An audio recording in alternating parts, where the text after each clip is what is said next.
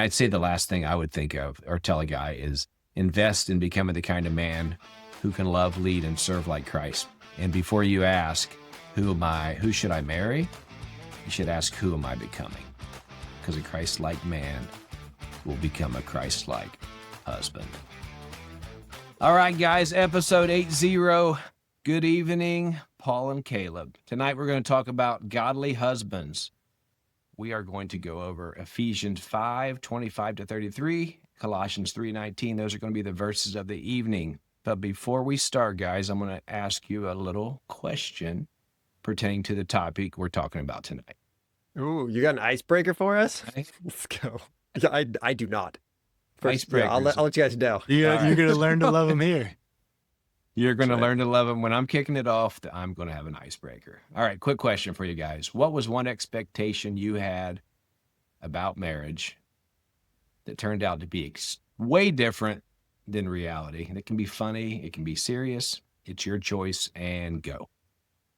Well, my easiest answer is you can't have to change your expectations if you didn't know enough to have expectations. And I think we did an episode on this that I just really didn't understand and or expect it to be what it was going to be. I think we've all kind of seen like the Hallmark movies or whatever it may be. It's like, it just happens and it just goes and things are always fine and there's never work or bad days or hard days. And then you get married and it's like, oh, the wedding was over. And I've said this before too. I've heard this quote: people spend so much time preparing for the wedding, but they don't do the same for the marriage. And we look at them as two separate things. So getting married at a younger age, I think I just didn't quite understand what all it meant, how much work there'd be into it, or what my expectations were. So it was a learning process. And I think it was a good one, obviously, because we're still here. But I think that if you're going to give advice to someone when a young person get married, a young couple get married, it's to have those expectations together, have those conversations together, know what you want your future to look like together, and then really try to build that, opposed to getting married and then trying to figure it out after the fact. Like 99% of the people do. It's kind of like having kids, right, Paul? You don't get an owner's manual. You don't get an instruction manual. And marriage can be and is so extremely difficult. And you start off, like you said, you think it's just gonna all be roses, but that's not the case. It takes a lot of work. And I didn't know it either, because my parents, well, they were each married 5 times. So probably not the best example, still loved them and all, but I didn't have the best role models as far as how to make a marriage work. So yeah, my wife comes from the total opposite end. Her parents are still married 65 years, Oh, wow. I think. Something like that. A very long time. And it's so funny. They get along so well, but they give each other so much crap. It's beautiful. It's a beautiful thing. But you, Caleb? Well, there's no owner's manual, right? But yeah, I still think, Paul, the way you put that, oh, you know what? I lost it. I'm sorry. It's gone. I thought it would come back if I started talking about it. So I'm just focused on what I had to say, which is not nearly as serious. Like, Paul, you went deep, and I appreciate that. And I had some reflections.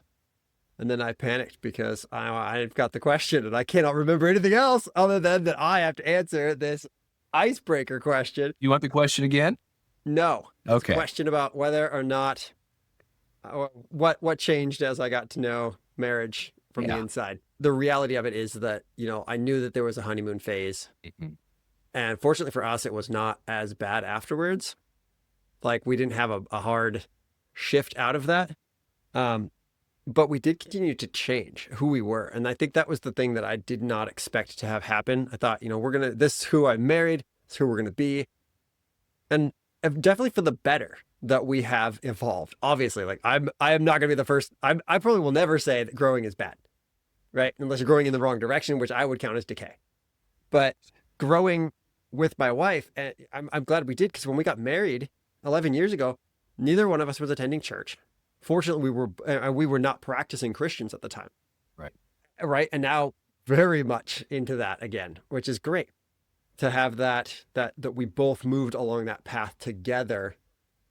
And so, yeah, I mean, we've gone through a number of changes, things that we've quit, things that we've started, and just to know that change happened. And, you know, I've made some changes that she hasn't made, and she's made some changes that I haven't made.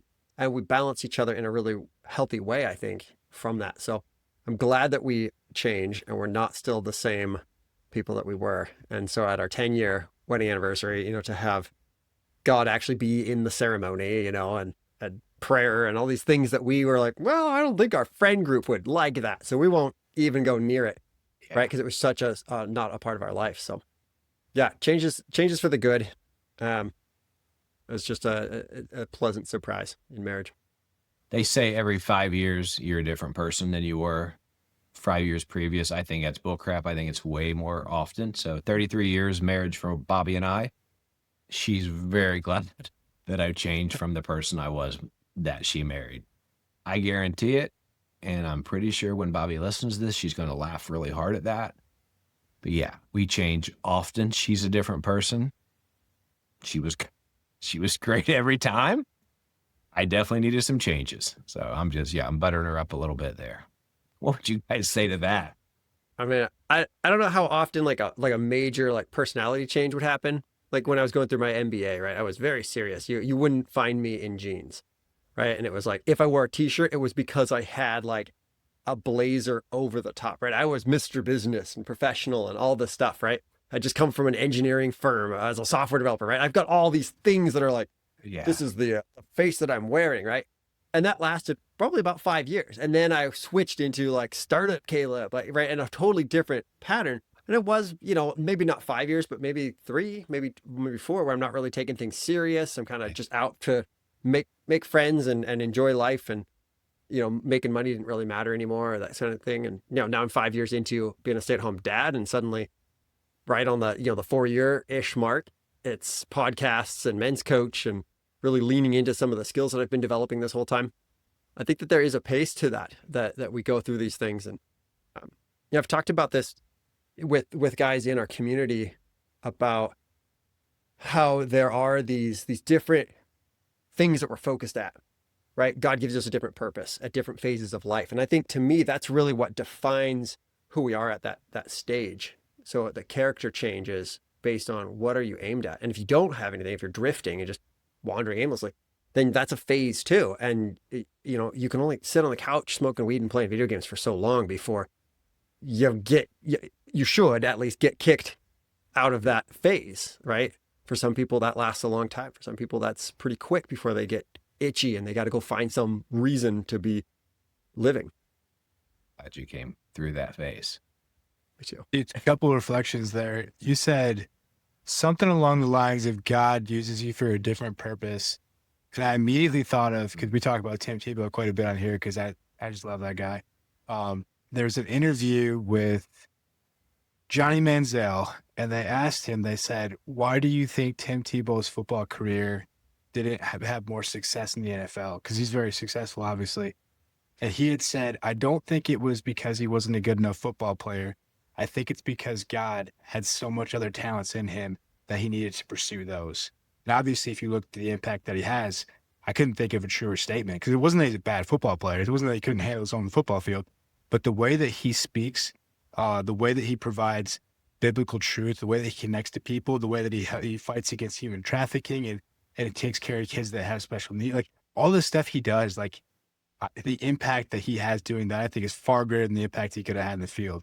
So the way that he said that, the way you said that reminded me of that part of it, because we don't ever really know what that purpose will be. And it could be along the lines of fatherhood or marriage or our careers or something like that. God knows that. We have to trust that. And I'm sure that it was pretty devastating for Tebow to hang up his cleats one last time. But if you look at what he's doing now, I don't think that, actually, I know he'd never change it, because he actually had an interview today and said, as Christians, we're supposed to be suffering. They're supposed to be suffering for a purpose. They said, if I look back on my life and my greatest accomplishment, my greatest suffering, my greatest fight was for a touchdown or for a football game, then I have drastically failed as a Christian. It was pretty eye-opening to hear that. So we're back, and I'm not sure where we're at because my video froze up. So there might be a funky transition in here somewhere. Paul was talking about Tim Tebow. I kind of reflected on, I'm reading his book right now. And yeah, what he's doing for the world and the impact he's making is far greater than any impact he could have ever made, even if he was better than Tom Brady or, a Super Bowl champion 10X. What he's doing for the world and for children and for human trafficking, it's all selfless. It's all for other people. Has to be so gratifying for Tim and his wife. I forget her name. But yeah, Paul, great point. Caleb, you had a reflection on that.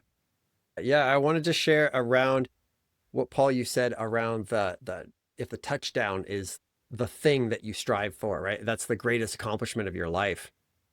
Like even if it's a Hall of Fame touchdown, and there will be thousands of people who might memorize that, hundreds of thousands of people who might have seen that moment and relive like that was the Super Bowl to watch, or however that comes to play over its time. It's still like, if this is a mere moment in eternity, and that's the crowning achievement, and that's what you're going to present to God, like you better have at least pointed to the sky and kneeled after that touchdown, like, because otherwise you're really not having an impact. And so I thought that was a really interesting phrase, because how often do we pursue something like I got to save up, I take my family to that Disneyland vacation or anything like that, right? Where we make that our thing. It reminded me of I've listened to a couple interviews with Neil deGrasse Tyson, and I respect him a lot. He's not a Christian man, and he's pretty open about that. But the clarity of purpose that he has, he said once that if he is remembered for being, the first prominent Black astrophysicist, then he has failed as an astrophysicist, because he wants to be remembered as a great astrophysicist, right? Of one of the best of all time. Like that it doesn't matter what his skin color is, that his mission is to just progress science and progress the way that we treat our world and steward that. And I just think that that's the clarity that we as Christian men should have around our kingdom calling of what we're doing here on the earth. That's excellent point. And when you talked about the touchdown and the urgency we have, like Tebow said, if the hardest thing I suffered for was the touchdown, then I'd missed the mark. Yeah. And Joey, I don't know if you were cut out or if you were cut in, but you said something along the lines in the book where he says, we all have to run, we have to sprint, we have to push for our goals. And so often our goals are very worldly, and they're not focused on our priority. They're not focused on the kingdom. They're not focused on the word. And if I'm going to tie that into what we said about the icebreaker, two additional things that I did not know about marriage going into it that were expectations completely missed on my part is from Eric Wooten, Relationshots, incredible book, incredible YouTube channel. I always shout this guy because I love his content. Marriage is a front row seat to your spouse's growth process. Second of the 5 truths, marriage invites you to be a part of your spouse's healing process. Kind of a 1A, 1B thing there.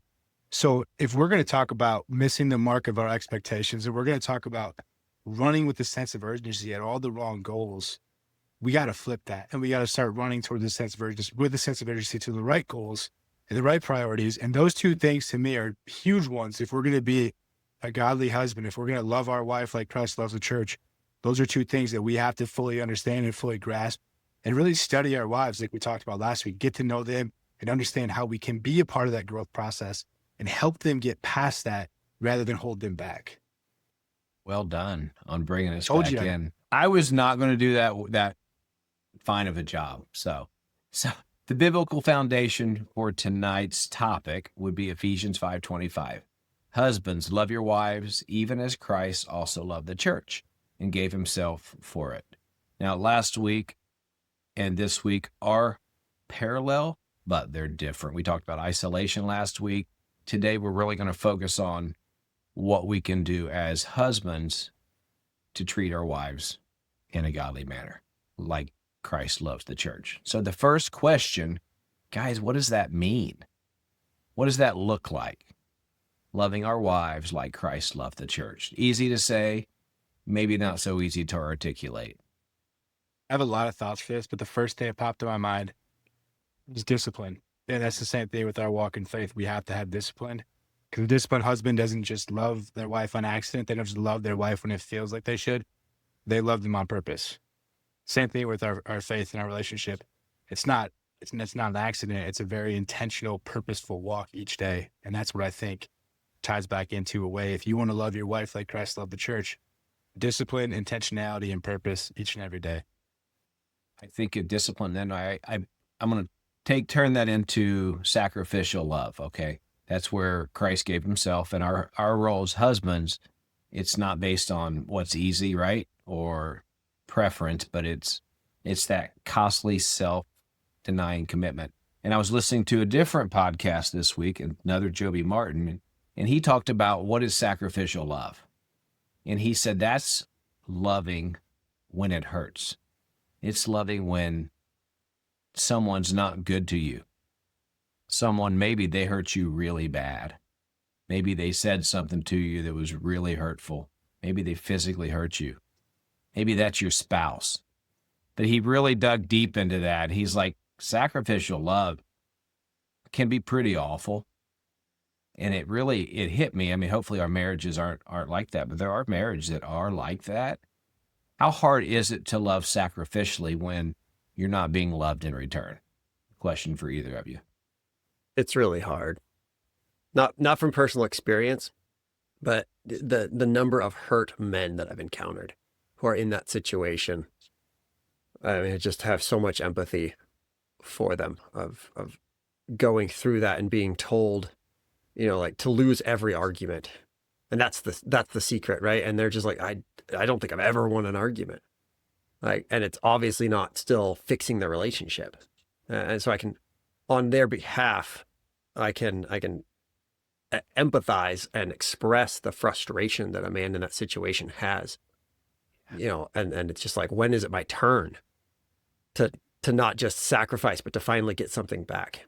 Fairly often we'll get guys that are in those marriages that have been stagnant or painful for so long, and they don't want to get a divorce, but they've grown to a place where neither side's really working on making things better. And sometimes it's really hard to say, we're not trying to tell them what to do, to even give advice. Paul, you've been part of those conversations too. What do you say to those guys? I think obviously it's going to be like a Richieism where it's easier said than done. But I think one thing you have to do is really try to flip that mindset. And I do agree it's a sacrificial love, but I also think if you look at it as, you have to check your own selfish desires too. You have to love them as a choice to love them and do things because it's for the greater good of the marriage or because it's the right thing to do. And that does get hard when you're in that situation like what we're talking about, because we've seen plenty of people like Caleb said, they can't remember the last time they won an argument. That's a real thing that people are sitting in.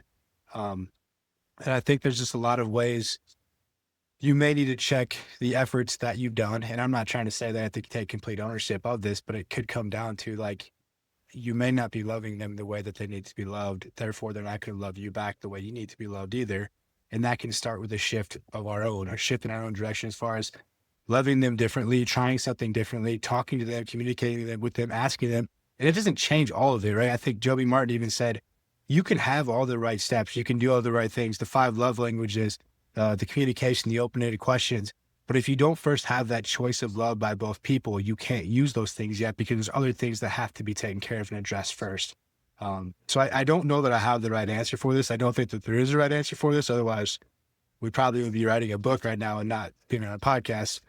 But I think a lot of it, you got to check your heart, man. And you got to ask yourself, am I truly doing what I think I'm doing and having the impact I think I'm having of loving her? Or am I still being selfish in my own ways where my wife doesn't want to walk the dog at 10 o'clock at night because it's cold and dark outside?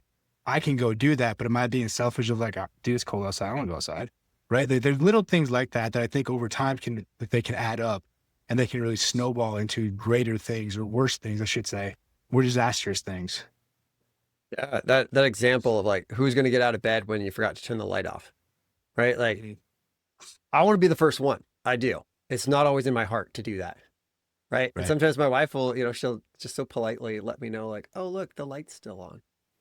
And I know what she's saying, right? Like, I know that this is my chance, right? And now I got that choice of like, am I going to take like the really direct nudge or am I going to act like, oh, I didn't hear her, or like, oh yeah, it is on. Just playfully let that sit there. Like both of us are just going to, wait and see if we fall asleep with the light on. Like, last week we talked about grace versus grit. as well. And I think the sacrificial love part of that and not winning an argument, hearing what your guys' reflections were, it started to make me think how much of that we could apply to that grace of we're watching our wives go through that healing process. And if we are watching that, and whether we see the progress or not, it might take 10 years of giving them grace on their behavior and their trauma and whatever it is that they are working through, of us to just love sacrificially, because God, he's not going to give up on us after, oh, well, you're a lost cause after, 5 years.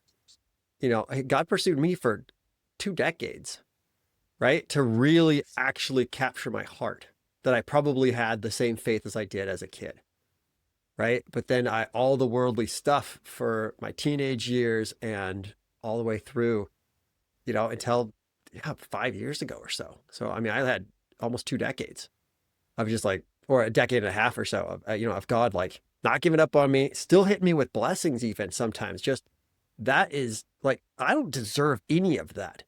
And to have him pursuing me, not giving up, and for me to regularly see like, oh, that's God giving me a new purpose. Like we talked about at the beginning of the episode, right? Like I clearly see this opportunity opened, and in my selfishness, I'm going to go and pursue that without even thinking about how this is going to serve God, but it's good for me. So I'm going to go and do it and learn a skill set. And aren't I great? And God's like, no, you missed the point, but I still love you. I will still continue to give you, blessings in that. And so I feel like that grace aspect of it, like God has been so gracious to me. I think what you just described there is that steadfast covenant love, right? That God, his love does not rise and fall with emotion or with our circumstance. And you were talking about a couple of decades, and I'm looking back, and when I was a teenager, I remember I was really close to God, and boy, did I fall away. I was in and out of my relationship with Christ until just a few years ago, where my last battle with cancer is when it really hit me hard, right? And that's when I started to, my relationship with God grew stronger and stronger to where it is now. And it's by far the strongest it's ever been. And I'm just full steam ahead now, right? But his steadfast love sustained me through those 40 years. And I was not a great person by any stretch, but it's not about our works, right? It's not about that. He was always in my heart. I always had those convictions.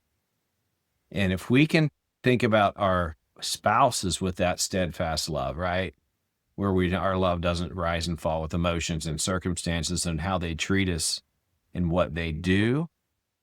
Man, how wonderful would marriage be if we could really harness that? And I'm sure there are guys that do, but it's a struggle. It's tough. Thoughts on that aspect of how Christ loves the church and how we should love our wives. So that steadfast love. I got a couple of reflections for that and the previous piece too. There's the first part, because you're right on this topic, the unconditional love. And like Caleb talked about that grace, there's grace and unconditional love that we don't deserve, that we're continuously given each day, regardless of what more or less we do. That grace and that love is there. So you're right, that steadfast love.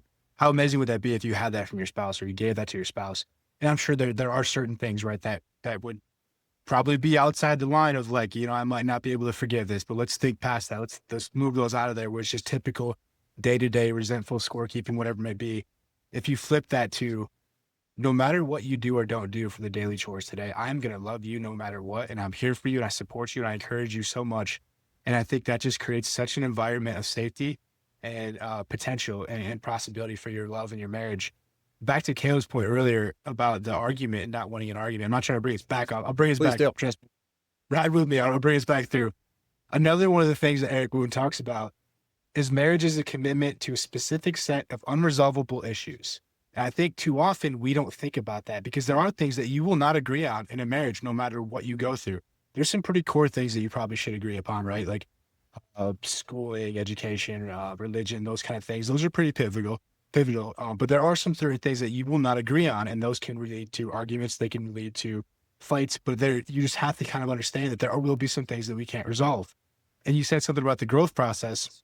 We talked about this one time on a call, and a guy talked about, if I'm going to be a passenger in the car of my wife's growth process and she's driving, I can offer her the GPS or the roadmap, but I can't force her to go anywhere. I can't tell her what she needs to do. I can't tell her what will make her trip shorter or what the speed limit will be.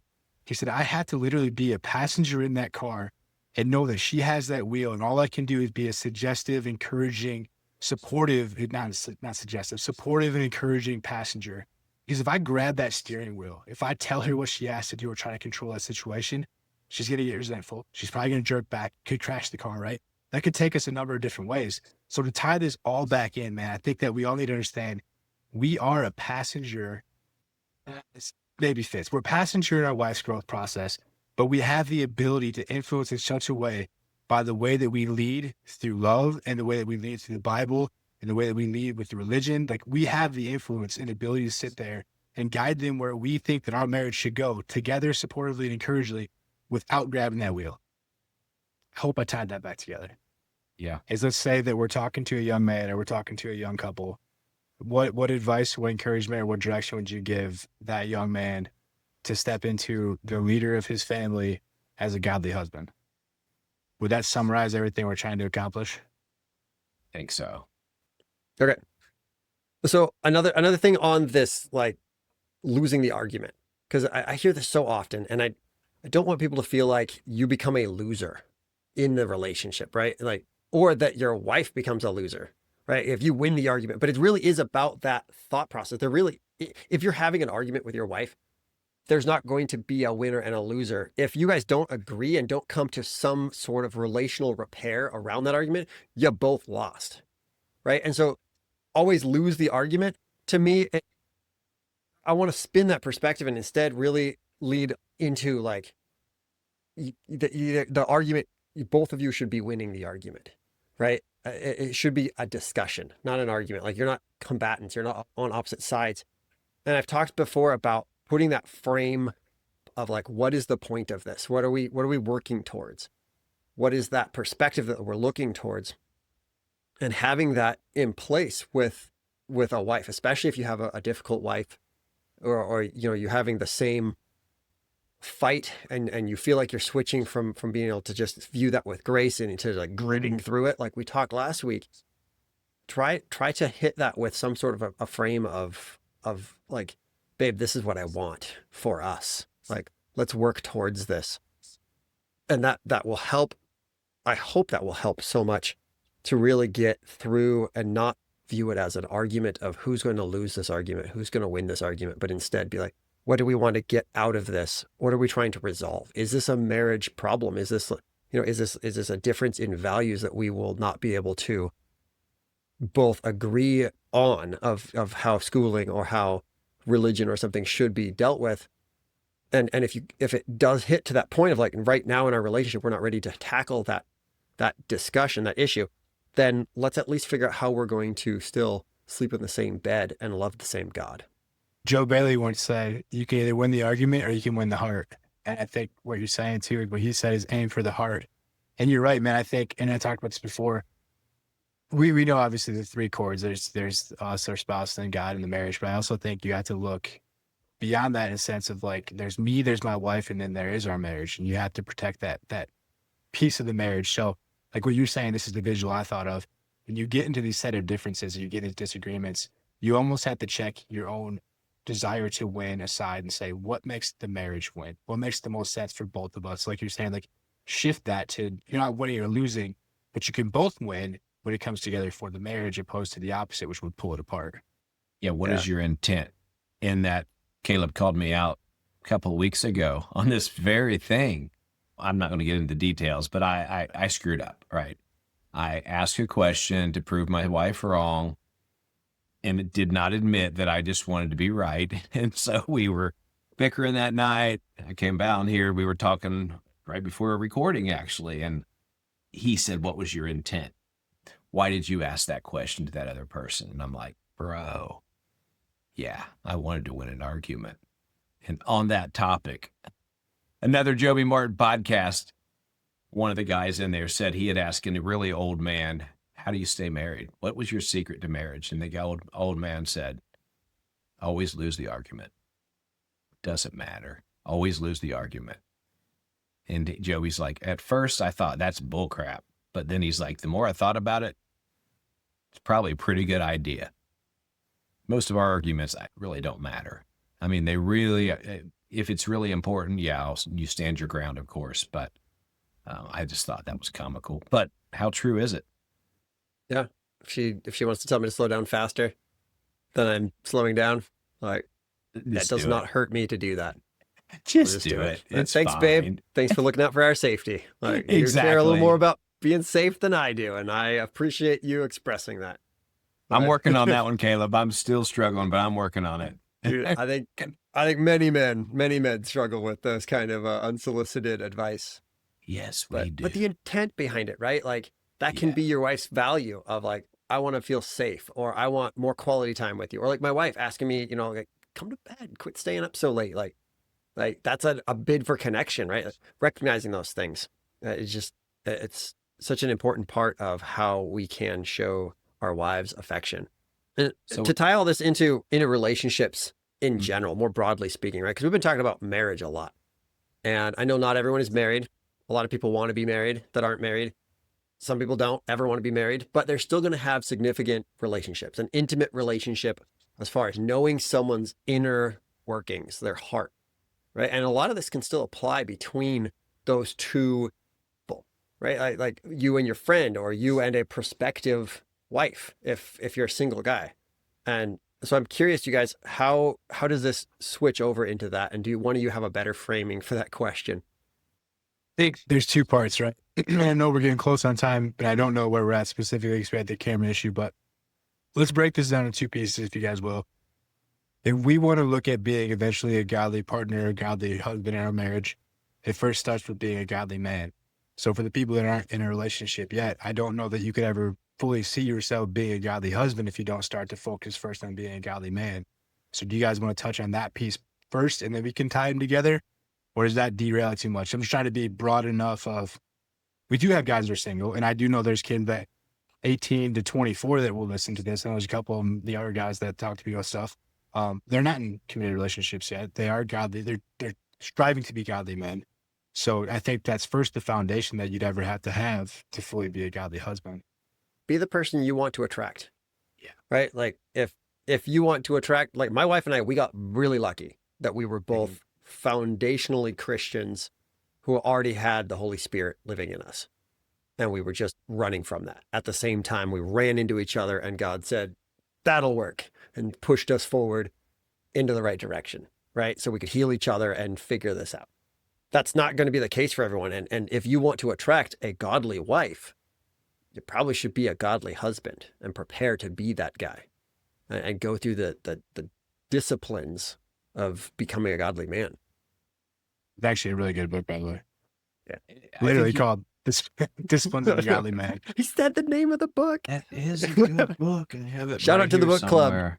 Yeah, it's by my nightstand. Yeah. Yes, sir. We got it right here. There it is. In case you haven't seen it. You got to really also remember that it starts with self-denial, and you can start working on that way before you're married, right? That's Luke 9:23.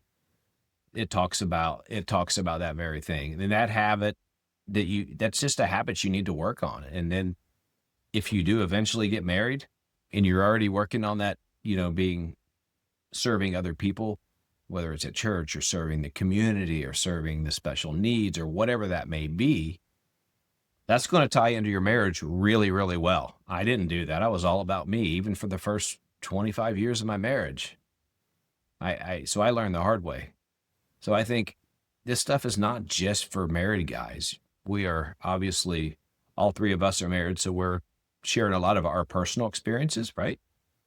And what we go through in our marriages, but there's so many things you can do and reasons to do it ahead of time. Maybe you never want to get married. Well, I'd still say deny yourself. It's biblical and practice that. It is a practice. It's not something that just happens. You don't just snap your fingers and start doing it. It takes work.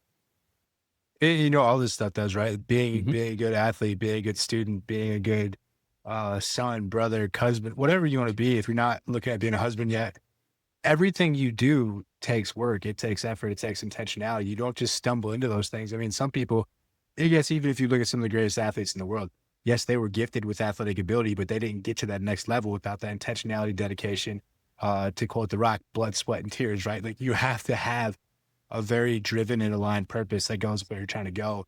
And I think to tie both what you guys said together, man, you have to lead yourself before you can learn to ever lead your home. And eventually you will have a home, you will have a family, you'll have kids if that's what you desire. But if you don't first know how to lead yourself, you can never expect to say, all right, I got 3 kids and a wife now. Let me figure out how I got to lead on this without knowing that I first put in that work to lead myself. That's not going to work out well. I mean, that because you're already in it. Figure it out ahead of time, and you're in such a better spot. Yeah. What about the guys that are doing it, right? They're leading the single guys church club, and all they want is a wife, right? And they're like, God, praying for that and waiting, and maybe they're hitting their 30s. Right? Maybe they're even older, and they want that significant relation. They want someone to love. Like, what do we say to those guys? Let's God's say be timing. consistent. Yeah, I was going to say be consistent with your Yeah. walk with God. Be consistent with Yeah. prayer. Be consistent with your intentionality. I think that you never know when that perfect person will show up for you. Perfect for you person will show up.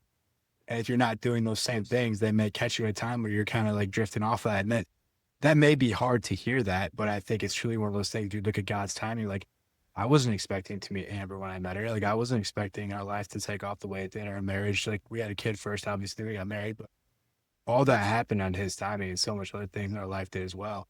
And had I not been semi-prepared to step into that, I don't think it would have worked, because I was 22 when we met, and she was looking for someone a little bit older, because she thought at 22 she was not as mature as I was at that age. That's not a knock. It's something she even said to me. She said, had to have been a year younger, she may not even talk to me. So I think what you have to do is really, like you said, be the person that you want to attract. Even if you're 20, 22 years old, stay consistent with your walk with God, stay consistent with the way you want to live your life, plant those seeds, build that foundation. And when that time is right, that person will find you, opposed to like that person finding you, you'd be like, well, shoot, I don't have my credit score here. I don't have this. I don't have that. Like, get all that stuff taken care of, man. And then continue to live the life that you want to lead. What about when that's not God's plan? Because that's the case sometimes. I think, and this is hard to hear, sometimes God maybe doesn't have someone for you. And I'll give you an example that's not the same, but when I was going through cancer, I truly accepted, and I can say truly, I wanted to be healed, all that stuff, right? I definitely wanted it. But I truly accepted that whatever God had for me, I accepted it. And that's not, my wife never understood it, and it's not to make this about me, but there are times you just have to really, if you're really a Christ follower, you got to realize it's not always going to be easy, and sometimes the answer is no. God always answers prayers, but sometimes it's no. Sometimes you're healed in heaven. Sometimes medicine heals, sometimes it's a miracle. We're going a little astray there, but I just want to be that person that says, patience, yeah, but sometimes the answer is going to be no. That's a harsh reality, but that is reality. Well, I was going to thank Paul for being so hopeful, but Joey, you put the serious smackdown back on us. So sorry, but somebody has to. But usually no, because something's better, or because there is something that we may not know we needed. For sure. You may not even see it. You may not see it, right? Till it's over. But it does sound very dark and very discouraging. But if you think about it, think about all the times that we've prayed for a certain thing, and God had a different plan for us that ended up being better than the plan that we wanted. So you may be sitting there as a 22-year-old thinking that you found the love of your life and you're praying for God to make that happen. But God says no, because that's not the right person for you. And you may not meet that right person until you're in your 40s. Did you have something for the previous question though, Caleb, like to that guy that's praying for it to happen, that's in his 30s, that's leading all these things, doing the right stuff? No, I think you guys nailed it. I mean, honestly, like to stay to the discipline, to accept God's answer. I mean, that's a humbling truth of like, he knows best. And even if he gave us the desire to have a wife and a drive for that, and that's what's motivating us to become more godly men, like, and prepare us for that, that could very well be equipping us for some other mission, some other purpose. You know, I gotta jokingly in a way, but like I gotta reflect on like how much stepping into this role in the podcast is taking away from my other, you know, regular routines, right? Because I have 2 kids and I have a wife. And I can imagine what a guy who doesn't have all of that would be able to do with all of that time that isn't allocated. I mean, Jesus didn't have a wife, and his ministry was his focus for all those years. He was able to achieve at a much faster pace. I mean, all of his, and he's Jesus, right? So he kind of gets what he wants. But at the same time, you know, It's that. but at the same time, like, you know, when if you are a single guy, like, and you have the heart for a wife, that's still not an excuse to not go and get your mission and to go and serve that mission while you're here, because that mission might be until you're 60. And I, as hopeful as I want to be for someone, like, you can find that fulfillment in those other friendships and in that mission and in your relationship with Christ, even if you're going to be a 2-stranded cord of you and God, like, that's still pretty significant. I was going to say, then let's take this to the next step of that 30-year-old man meets the woman he's prayed for. What advice do you have from him at that point then? Because everything he's prayed for to that point's there.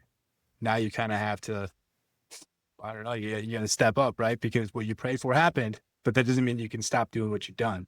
Simple answer. Keep God at Yep. the center. God at the center. And I didn't do that starting off in my marriage. But now that he is the center of our marriage, it's so much better. When he's the one you really are in love with before your wife, and you want to please him, you're naturally going to want to please her. You're going to want to take care of her. You're going to be sacrificial. That's my answer.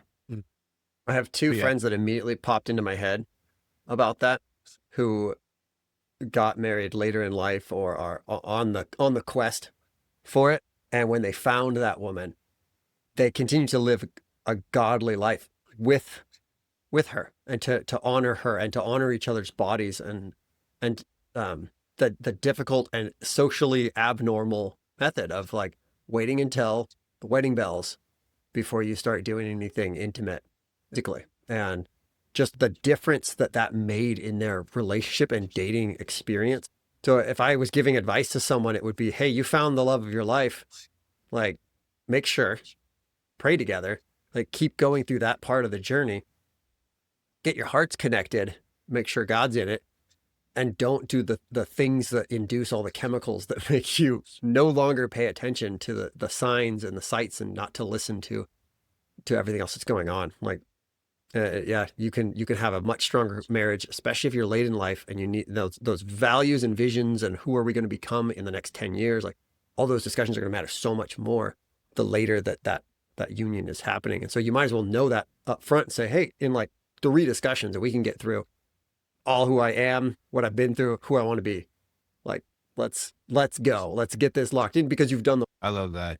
In addition to that, because I believe that is a very right answer, listen fully before responding. Don't go into this and don't, make sure you listen. So one of the parts of this is communication, and it's speak life into her as well. With that be encouragement, affirmations, gratitudes. Ask more questions. Assume less. Get to know them really. And be present. I think communication is a huge one. I think back to what Jeff said in the podcast we had him on, James 1:19-20. Know this, my beloved brothers, let every person be quick to hear, slow to speak, slow to anger, for the anger of man did not produce the righteousness of God. And I think that was the quote he said, or the verse he said was his favorite one, right? Be slow. If you think about the marriage, I think boundaries would be the last thing. I don't know how much longer we want to go on this, but if I'm going to give it some advice, I'm going to give you everything I've had to learn the hard way. God first, God the center, God the focus, communication, boundaries, and be present, be purposeful, be intentional. And that could look like what we first started the call with is be the first to sacrifice. And I know that sounds bad, but do you want to win her heart, or do you want to win the argument? Or be the first to serve and be the first to apologize, because you have the ability and the influence to lead. And if you're always being the last one to do those things, they're going to get resentful. We would too, right? Doesn't sound bad at all, brother. That sounds Yeah. right. That sounds like how it should be. Unfortunately, we live in a world that most do not value God's word, right? And so, yeah, most people would probably say, oh, that sounds terrible. It's got to be 50-50. Marriage is not 50-50. It's 100-100. And there's sometimes she can't give 100, right? But both need to give it all. Yeah. And I'd say the last thing I would think of or tell a guy is invest in becoming the kind of man who can love, lead, and serve like Christ. And before you ask, who should I marry? You should ask, who am I becoming? Because a Christ-like man will become a Christ-like husband. That was head That's nods good. across the board, dude. All Yeah. three of us couldn't help That but was- bounce to that one. Like, I thought that would was be good. a good wrap up. Yeah. Hey, quick thought. We're already at the point where you may want to two-part this because okay, well, one thing, we can leave it in if you want. I want you to speak on that 100-100 because you had a beautiful example when you were going through cancer and when different things were happening in life, how that can never be, it won't be equal and marriage is never going to be fair. There's going to be times like when you're talking about what you're going through where like you couldn't give much and that's okay. So do you want to speak on that quick? And I got a quick reflection too. Yeah, absolutely. So both my wife and I both battled some pretty big health problems at different times, luckily at different times. When I was battling cancer, she gave 100 and I gave 1, right? And then there's times in our marriage that we're both giving 100% for sure when we're both healthy and things are going well. But the 50-50 thing, that's like saying there's a work-life balance. It's not possible. You're never going to be 50-50, right? But you should always be willing to give everything you have, and hopefully your spouse is as well. And she has been by my side through some really tough times. I've been by her side through some tough times as well. But yeah, it's something I used to say too, Paul. I used to say, 50-50. Everybody used to say 50-50. No, I don't think that's reality. I don't think that's a recipe for a healthy marriage. But like you said, guys, both of you, God has to be the center of your marriage. So Darren Hardy, the Compound Effect, talks about that. Actually, there was a story where they asked couples they asked students, I'm sorry, what they thought that balance looked like in marriage. And everyone was like, oh, it's got to be like 75% more the man, 25% the woman, 50-50, 99-1, whatever. And the professor actually said it's 100% to 0 because no matter what they give, you should always be willing to give the 100% that you have. It's not conditionally, and I'm saying this a little differently, but it's not dependent on what they give. It should always be dependent on what you're going to give regardless of the circumstances. And that ties back into one thing I was talking about from Eric Wood's relation shots. Dude, you don't know where your partner is and what they've been through or what they've seen to lead them to where they are now. So their 100% may not look the same as your 100%. And that's fine because you're trying to get together to create your own 100%, your own definition, your own math problem, because marriage is not a math problem. So whatever you guys have to come up with together to make it happen, that's what is truly incredible about it. And I had a work situation today. I was talking to a judge. You can't, like, the same tie into this. The population that I work with, we can't ever compare the standards or the population to say, well, my 100% looks like this. You should have to do it the way that I do it. The same goes to marriage. You can't ever expect, like, the way that I do the dishes. I think we joked about this before. Amber does it differently. And it used to drive me crazy the way that she would load the dishwasher. Yeah. But I'm just like, you know what, man? It's going to get clean. I got to stop reloading this thing. And I'm like, kids do it. It drives me even crazier. But I'm like, they're helping, they're contributing, and it's getting done. I got to step away and understand my dishwasher preference is not the same as theirs. And it applies to so much stuff in marriage. So I think that's one thing we're going to add a little humor to it is be open-minded and be understanding that everyone's 100% or everyone's standard doesn't look the same. Mic drop. I just can't help the imagery of Paul, of you being there like a convenience store clerk, like loading a fridge, just immaculate. Everything's like displayed the right way, so it's all gonna get washed the right way, right? And then your family comes in like a pack of raccoons, just shoving stuff everywhere and just packing it. Like, I get it, dude. Dude, you're in the same boat. You got young kids too, man. So like, the order that you hope, like something as simple as like the way a towel gets folded, you better throw that out the window, man. Because again, if we're gonna argue about something like that, I think we're missing the mark. Yeah. The husbands, love your wife as Christ loved the church, gave himself up for her. Like, I mean, that's a pretty big call for action. There's a reason this is such a famous verse. What verse is that, Caleb? That's Ephesians 5:25. Just making sure everybody knows that. Ephesians 5:25. Right. Another Guys, plug. The Bible. we could have easily went on for, because I keep notes too of what we're talking about, and I had 80% notes to go that we never got to. I barely scratched the surface of mine. Barely. So we'll probably revisit this topic at another time. I'm not going to cut this one up. It'll end up being probably close to an hour. Mhm. That's fine. That's fine. Any final reflections before I pray us out?